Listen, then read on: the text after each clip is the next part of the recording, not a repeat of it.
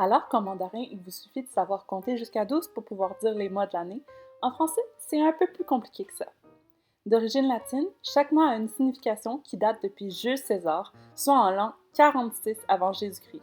Savez-vous d'où elles viennent? Les 12 mois de l'année sont janvier, du mot latin Januarius, alias Janus, dieu du temps. Il symbolisait le fait de regarder vers le passé, mais aussi vers l'avenir. C'est pour cette raison que c'est le 31 décembre qu'on crie Bonne année! Février, du mot latin Februarius, alias Februa, la purification.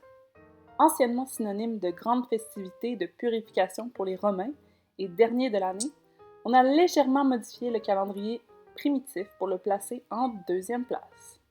Mars, du mot latin Maritus, alias Mars, dieu de la guerre. Peut-être associé à la destruction dans la mythologie grecque, Mars est une divinité invoquée pour la fertilité et la protection des récoltes et du bétail. Un nom parfait pour un mois parfait.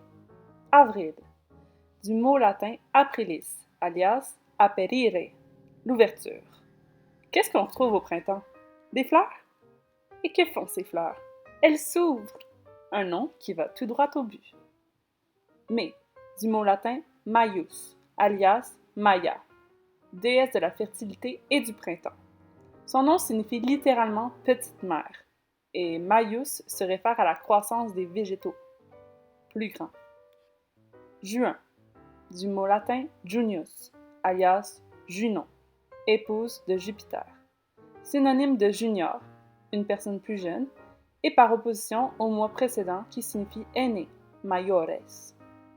Juillet, du mot latin Julius, alias Jules César, l'habile dictateur et militaire. C'est son calendrier après tout. Août, du mot latin Augustus, alias Auguste, neveu de Jules et empereur romain. On peut dire que la pomme n'a pas tombé bien loin de l'arbre.